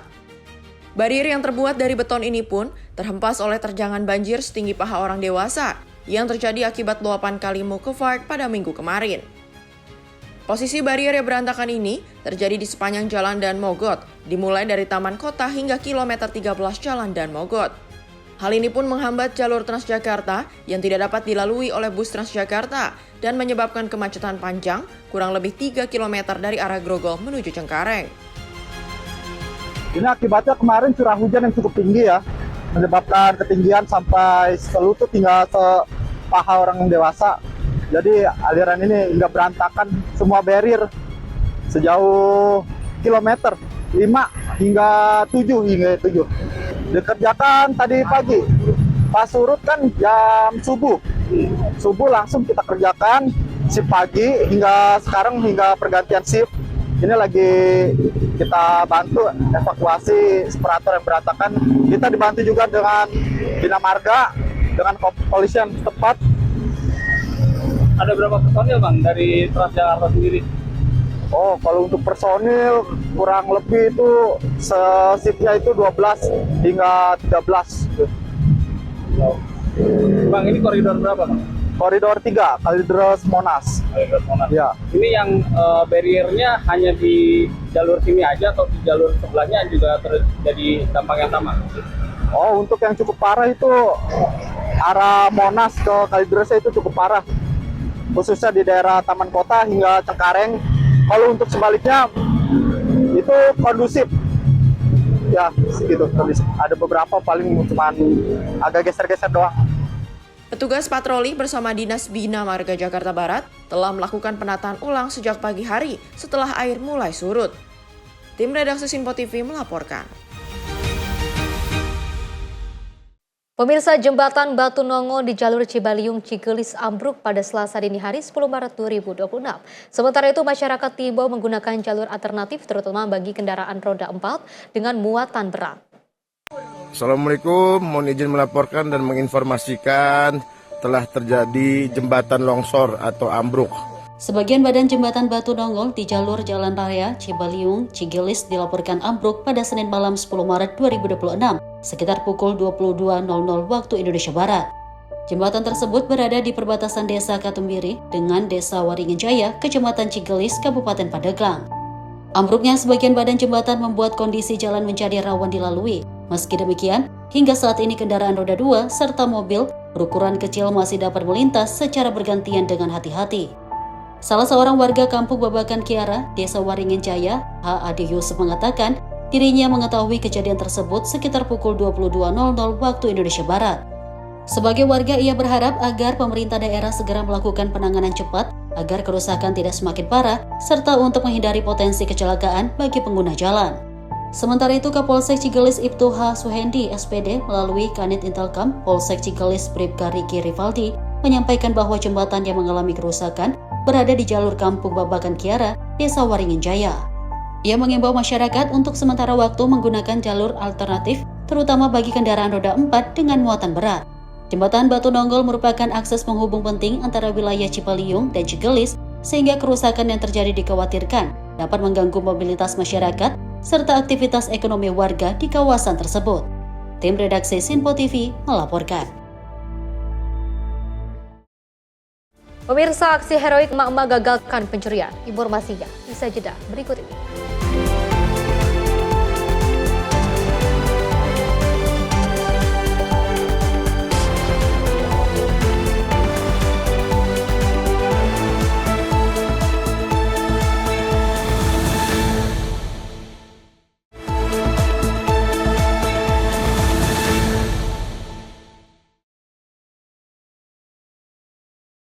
Terima kasih pemirsa, Anda masih bersama kami dan kita lanjutkan informasinya. Dua warga negara Malaysia dituntut hukuman mati oleh Jaksa Penuntut Umum dalam persidangan yang juga digelar di Pengadilan Negeri Jakarta Barat pada Senin siang. Kedua terdakwa terbukti membawa puluhan kilogram narkotika jenis sabu dan ekstasi dalam kopernya. Menjatuhkan pidana terhadap terdakwa Muhammad Dhani Iwan Maulana Muhammad Nur Iskandar Syah Abdullah dengan pidana mati. Sidang tuntutan terdakwa Adam Hazik dan Muhammad Daniel atas dugaan kepemilikan puluhan kilogram narkotika digelar di Pengadilan Negeri Jakarta Barat siang tadi. Kedua terdakwa yang merupakan warga negara asal Malaysia dituntut hukuman mati oleh Jaksa Penuntut Umum yang dipimpin langsung oleh Kajari Jakarta Barat, Nurul Wahida Rival. Adapun hal yang memperberat tuntutan Jaksa Penuntut Umum adalah perbuatan terdakwa dinilai bertentangan dengan program pemerintah untuk memberantas peredaran narkotika, serta keduanya merupakan jaringan peredaran narkotika internasional, sehingga Jaksa Penuntut Umum memutuskan menuntut keduanya dengan hukuman mati. Terungkap di persidangan ini diperoleh dari transaksi surat petunjuk dan dihubungkan pula dengan keterangan terdakwa dari barang bukti dan kelalaian telah terbukti terdakwa satu, terdakwa adalah orang yang mampu bertanggung jawab atas sehat jiwanya. Kedua, terdakwa melakukan perbuatan dengan penuh kesadaran terhadap kehendaknya serta mengetahui akibat yang timbul dari perbuatan. Ketiga, tidak ada alasan mengaku alasan kebenaran dari perbuatan atau terdakwa. Oleh pemaaf dari perbuatan, oleh karena selama pemeriksaan persidangan tidak ditemukan alasan benar atau alasan pemaaf dari perbuatan terdakwa tersebut, maka terdakwa Muhammad Daniel Iwan Maulana Muhammad Nur Iskandar Syah Abdullah harus mempertanggungjawabkan perbuatan dan sudah sepantasnya apabila terdakwa menjadi pidana yang setimpal dengan majelis hakim yang terhormat. Sebelum kami sampai pada tuntutan pidana atas diri terdakwa, perkenankanlah kami mengumpulkan hal-hal yang kami jadikan pertimbangan dalam menjatuhkan tuntutan hal-hal yang memberatkan, perbuatan terdakwa bertentangan dengan program dalam pemberantasan narkotika, perbuatan terdakwa merupakan jaringan internasional peredaran gelap narkotika. Hal-hal yang meringankan tidak ada. Berdasarkan pasal 114 ayat 2 pasal 132 ayat 1 Undang-Undang Nomor 35 Tahun 2009 tentang Kepolisian Demokrasi dari 1 November Indonesia Nomor 1 Tahun 2003 tentang Kitab Undang-Undang Hukum Pidana Junto Pas Undang-Undang Nomor 1 Tahun 2026 tentang penyesuaian pidana sebagaimana dakwaan primer penuntut umum. Kedua, menjatuhkan pidana terhadap terdakwa Muhammad Dhani Iwan Maulana Muhammad Lutfi Iskandar Syah Abdullah dengan pidana mati. Sementara itu, sidang lanjutan berisi pledoi akan digelar 3 pekan mendatang. Seperti diberitakan sebelumnya, 2 WNA Malaysia tersebut ditangkap di Tipik Narkoba Barreskrim Polri pada Juni 2025 lalu. Keduanya diduga berperan membawa narkotika dari Malaysia ke Pekanbaru, kemudian dibawa ke Jakarta menggunakan bus. Keduanya ditangkap di hotel di kawasan berbeda, yakni di kawasan Grogol dan kawasan Cawang. Tim redaksi Sinpo TV melaporkan. Pemirsa, seorang bocah bernama Eka Febrian Erlangga 13 tahun dikabarkan hanyut dan tenggelam di aliran Kali Baru Jalan Maulana Hasanuddin, Kota Tangerang, Banten. Bocah tersebut tenggelam diduga akibat menolong temannya yang juga hanyut karena tidak bisa berenang. Namun naas malah ia yang menjadi korban tenggelam. Beginilah situasi lokasi tempat bocah bernama Eka Febrian Erlangga, 13 tahun tenggelam saat menolong temannya yang hanyut saat berenang di Kali Baru, Jalan Hasanuddin, Batu Ceper, Kota Tangerang, Banten, Senin malam. Personil gabungan yang terdiri dari pemadam kebakaran, relawan Basarnas, dan PMI Kota Tangerang melakukan penyisiran darat setelah mendapat laporan adanya bocah tenggelam tersebut. Menurut Komandan Regu UPT Damkar Batu Ceper mengatakan, korban berenang di kali tersebut bersama 15 teman lainnya dan ada beberapa orang yang tidak dapat berenang. Korban bernama Eka Febrian Erlangga, 13 tahun terseret arus dan tenggelam saat menolong temannya yang hanyut usai melompat dari dahan pohon yang ada di bantaran kali tersebut. Informasi dari saksi yang ikut berenang tadi, kejadiannya sekitar pukul 15.30 pada asar. Informasinya mereka nggak biasa berenang di sini karena tadi air lagi tinggi, mungkin karena pengaruh dari teman-temannya diajak berenang, korban pun ikut berenang. Informasi dari saksi tadi ada 15 anak yang berenang. Nah, si korban ini rencananya mau menolong temennya, nah, yang ditolong selamat, ya si korban tidak selamat. Untuk evakuasi dilakukan cara apa? Untuk evakuasi sementara tadi kita jam pukul 5 sore kita melakukan menyisir sepanjang kali Jalan Hasanuddin ini. Untuk kondisi arus cukup deras ya karena emang pintu air yang di Rawa Cipondo dibuka sampai tadi mentok jembatan airnya sampai limpas ke jalan. Jadi emang nggak bisa buat berenang anak-anak? Emang bukannya tempat berenang ini harus tadi udah pada sempat dilarang sama warga sini yang namanya anak-anak kan tetap aja berenang. Untuk pencarian itu melibatkan unsur mana aja? Kita dari tim Damkar UPT Batu Ceper, dari PMI, dari SAR Sahabat Yatim, Kapolsek Batu Ceper beserta jajaran dari Kelurahan Poris Jaya. Proses pencarian dilakukan dengan cara menyisir aliran kali melalui jalur darat karena kondisi air kali tinggi dan banyak jembatan yang posisinya rendah sehingga tidak memungkinkan menggunakan perahu karet atau yang lainnya. Mujib Latu Marisa, Sinpo TV melaporkan. Pemirsa, aksi rem mendadak kendaraan losbak memicu tabrakan beruntun di ruas tol Kunciran Batu Ceper arah Bandara Soekarno-Hatta. Akibatnya 2 kendaraan terperosok ke dalam parit sedalam 2 meter dan 2 orang harus dilarikan ke rumah sakit. Inilah kondisi 2 kendaraan yang mengalami kerusakan parah usai terlibat tabrakan beruntun di akses pintu keluar Kunciran, Kecamatan Pinang, Kota Tangerang. Kedua kendaraan terlempar keluar dari bahu jalan tol hingga terperosok ke dalam parit dengan posisi truk terbalik. Peristiwa bermula saat sebuah mobil losbak dari arah bandara berhenti mendadak saat hendak keluar tol. truk di belakangnya yang tak sempat menghindar langsung menabrak bagian belakang losbak. Di saat bersamaan, sebuah mobil pribadi kembali menghantam bagian belakang truk hingga keduanya terpelanting. Mobil losbak. Ya. Mobil losbak dari depan tuh. Di depannya ini mobil box. Itu agak ngerem. Ya. Nah, mobil box ngerem dihajar sama mobil Fortuner. Nah, ini yang ini dihajar sama mobil Fortuner, ngajar pembatas jalan kebalik ya. Iya. Gitu. Terus korbannya gimana, Bang? Hah? Korbannya? Kabulan.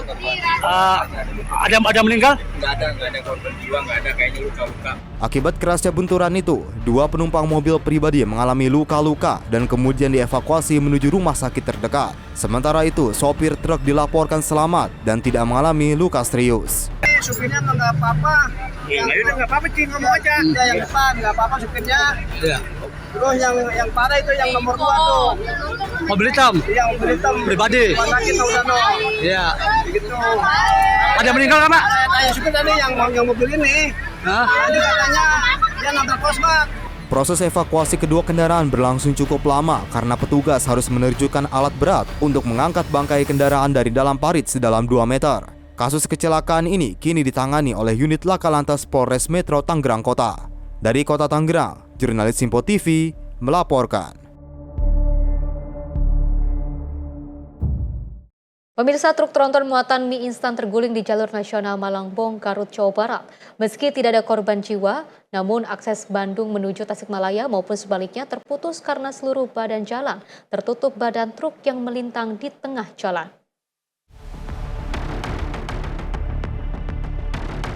Kecelakaan tunggal truk tronton bermuatan mie instan terjadi di Tanjakan Andir, Jalan Nasional Malangbong, Garut, Jawa Barat.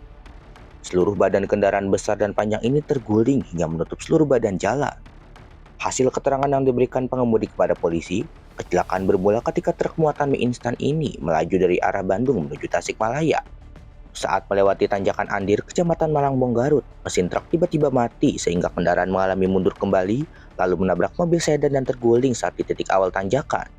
Tidak ada korban jiwa dalam peristiwa ini, pengemudi truk dilaporkan mengalami luka ringan. Sementara mie instan yang ada dalam truk dalam kondisi aman karena box truk masih tertutup. Upaya evakuasi truk oleh petugas Laka Lantas Polres Garut berlangsung cukup lama.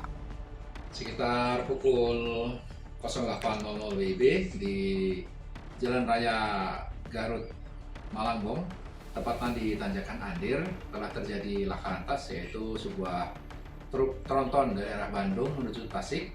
Ketika sampai di Tanjakan Andir tidak kuat, kemudian mesin tersebut mati dan mundur, kemudian menabrak sebuah sedan. Setelah menabrak sedan tersebut, truk tronton ini terguling sehingga menutupi seluruh badan jalan. Petugas yang menerima laporan adanya truk yang terguling segera melakukan evakuasi, sehingga pukul 12.00 WIB truk berhasil dievakuasi dan lalu lintas kembali lancar. Dampak kecelakaan tunggal ini, arus lalu lintas dari arah Bandung menuju Tasikmalaya maupun sebaliknya sempat macet total, sehingga polisi mengalihkan arus menuju Singaparna Cilawu, Garut. Usai dievakuasi, arus lalu lintas kedua arah kembali normal. Dari Garut, Jawa Barat, jurnalis Simpo TV melaporkan. Informasi lainnya, pemirsa, seorang guru taman kanak-kanak menggagalkan aksi pencurian sepeda motor miliknya di Kota Bekasi, Jawa Barat. Tentunya meski mengalami lecet di tangan dan kaki, korban berhasil menghalau pelaku yang akhirnya kabur tanpa membawa motor. Aksi ini terekam kamera CCTV dan viral di media sosial.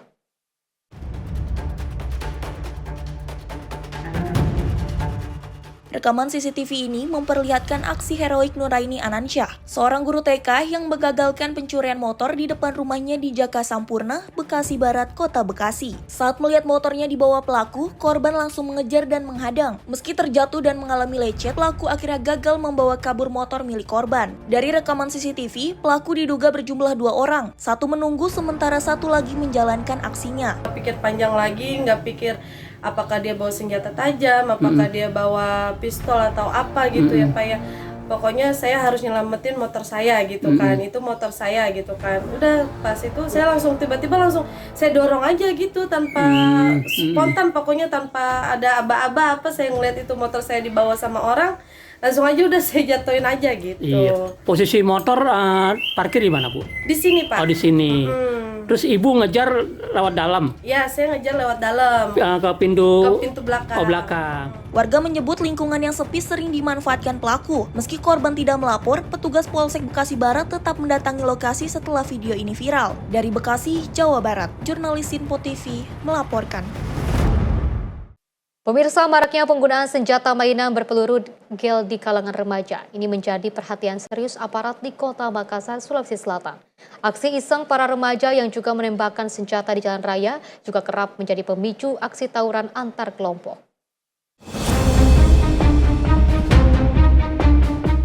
Guna mengantisipasi keresahan masyarakat, petugas gabungan dari TNI, Polri, dan Satpol PP menggelar patroli skala besar di wilayah Kecamatan Talo, Kota Makassar. Petugas menyisir sejumlah jalan protokol hingga gang sempit pemukiman yang kerap dijadikan tempat berkumpulnya para remaja. Petugas menemukan sejumlah remaja yang kedapatan membawa senjata mainan jenis pistol dan senapan otomatis. Meski hanya mainan, senjata ini menggunakan peluru gel yang cukup keras dan sangat berbahaya jika mengenai wajah. Dari 3 titik lokasi, petugas berhasil menyita belasan unit senjata mainan beserta ribuan butir amunisi gel. Menurut pihak kepolisian, para remaja ini kerap berkeliling menggunakan sepeda motor sambil menembakkan peluru gel secara acak ke arah warga. Penggunaan senjata ini di tempat umum dinilai melanggar Peraturan Daerah Kota Makassar Nomor 7 Tahun 2021 tentang Ketertiban Umum. Salah satu kegiatan ini kita laksanakan untuk mencegah terjadinya atau adanya lagi korban-korban seperti yang terjadi di Kabupaten Goa dan di Makassar. Sudah ada beberapa yang terkena dan harus dirawat di rumah sakit, sehingga kami bersama Tripika dari kecamatan maupun dari Koramil bekerja sama setiap harinya melaksanakan patroli untuk melakukan pencegahan dan mengamankan senjata-senjata mainan yang digunakan bukan pada tempatnya. Termasuk salah satunya menjadi pemicu tawuran karena pada saat mereka melakukan kegiatan-kegiatan di luar daripada tempatnya di salah satu lapangan yang sudah ditetapkan, kadang mereka keluar itu langsung menggunakan atau menembak orang-orang yang sedang ngumpul, sehingga terjadi kadang perlawanan dari pihak yang terkena tembakan itu sendiri. Kalau motif yang kita temukan hanya untuk gagah-gagahan di jalanan. Jadi seolah-olah mereka melakukan pancing-pancingan, masuk ke dalam lorong menggunakan sepeda motor, seperti hal yang kita temukan tadi di daerah Tamua ada 4 sepeda motor, namun hanya 1 orang yang bisa kita amankan. Intinya kami dari Tripika, perlu saya sampaikan bahwa kami akan terus mengintensifkan dari patroli gabungan dari Megan Tripika ini untuk mengantisipasi daripada keamanan Trantibum yang ada di wilayah hukum Kecamatan Talo.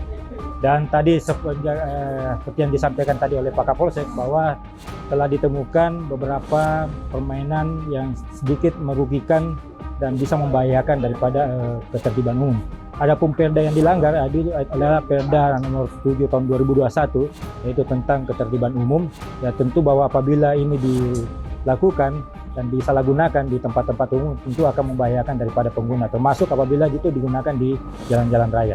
Usai diperiksa, belasan senjata mainan tersebut diamankan di Mapolsek Talo guna proses pemusnahan massal. Pihak pemerintah kecamatan dan kepolisian berkomitmen melakukan patroli rutin guna menjaga kondusivitas Kota Makassar terutama menjelang Hari Raya. Dari Makassar, Sulawesi Selatan, jurnalis Sinpo TV melaporkan. Pemirsa, aksi perampokan bersenjata api menyasar minimarket di kawasan Ilir Barat 1, Palembang, Sumatera Selatan. 2 orang pelaku yang juga diduga sebelumnya bersembunyi di dalam gudang menggasak uang tunai 16 juta rupiah usai menodong karyawan toko.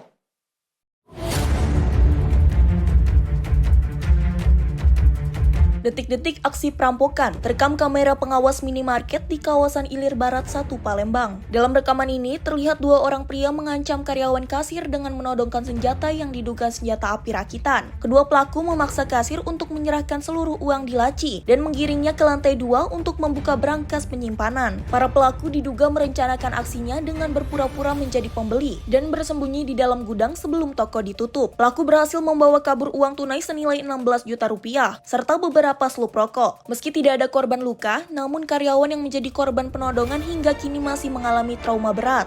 TKP ataupun kejadian terjadi pada hari Kamis tanggal 5 Maret 2026 sekira pukul 22.54, di mana dapat kami jelaskan pelaku sebanyak 2 orang teridentifikasi dari kamera CCTV, di mana pada saat datang 2 pelaku itu satunya menggunakan jaket dengan warna hijau dan satunya lagi menggunakan paket berwarna merah. Di situ pelaku menodongkan senjata, diduga oleh keterangan saksi pada saat itu adalah senjata api rakitan, dan berhasil mengambil uang sebesar 16 juta rupiah dan juga mengambil barang lainnya. Usai menerima laporan, petugas langsung melakukan penyisiran dan mengidentifikasi ciri-ciri pelaku melalui rekaman CCTV. Dari Palembang, Sumatera Selatan, jurnalis Simpo TV melaporkan. Pemirsa, aksi kriminalitas yang juga menyasar anak-anak kembali terjadi di kawasan Petukangan Selatan, Pesanggerahan, Jakarta Selatan. 2 bocah perempuan ini menjadi korban pencurian oleh seorang wanita pengendara sepeda motor saat kondisi sedang hujan.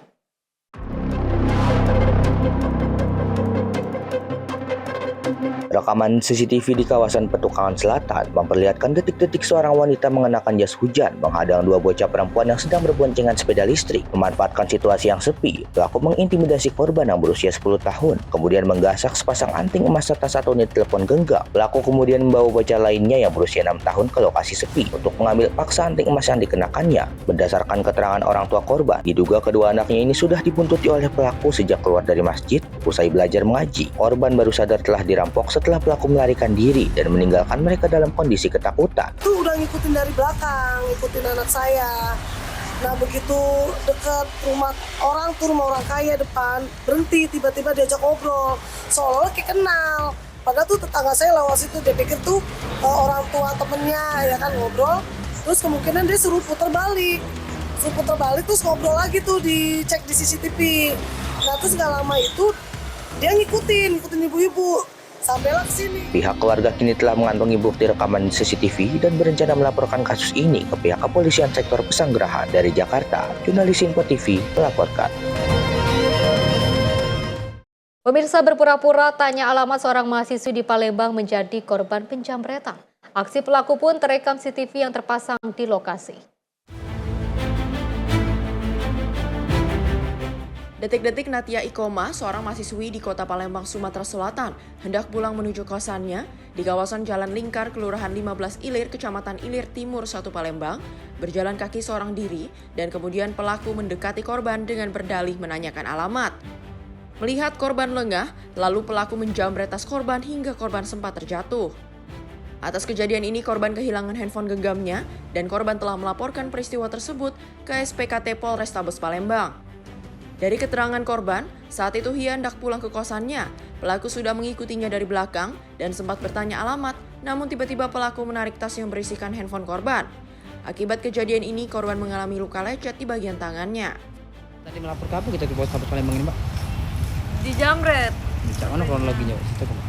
Jadi kejadiannya tadi malam ya, Jumat malam Sabtu, habis saya beli makan, jalan mau ke kos, itu kayaknya dibuntutin sama orang.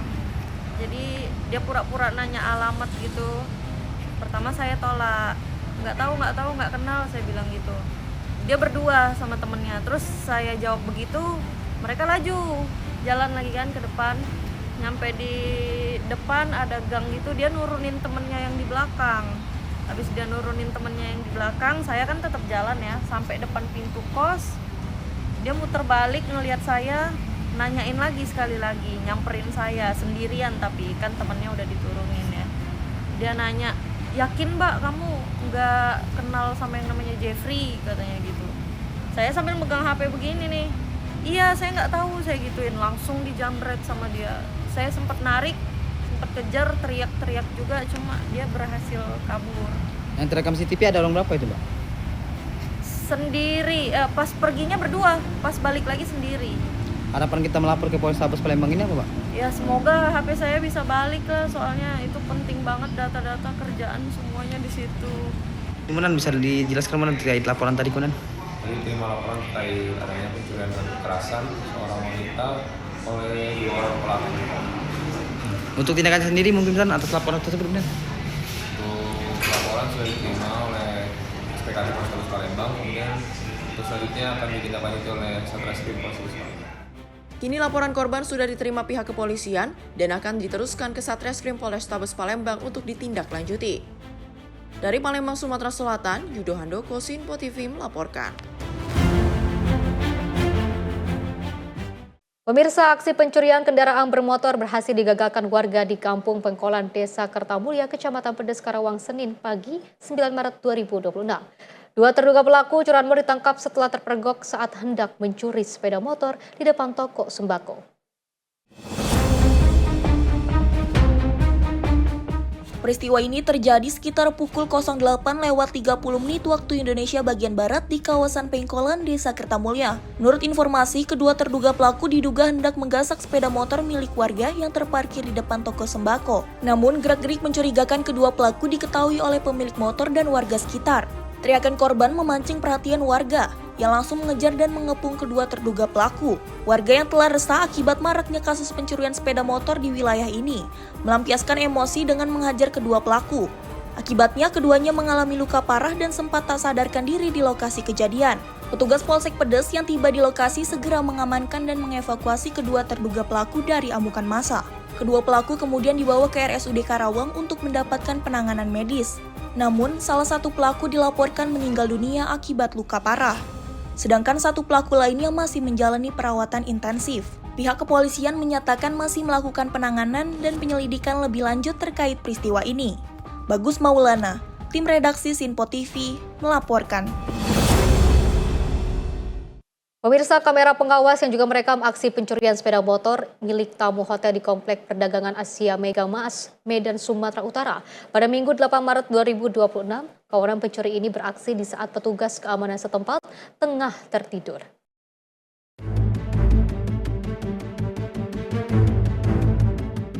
Pelaku yang berjumlah 2 orang dengan mengendarai sepeda motor nekat melakukan aksinya di saat petugas keamanan tertidur di pos pintu masuk hotel.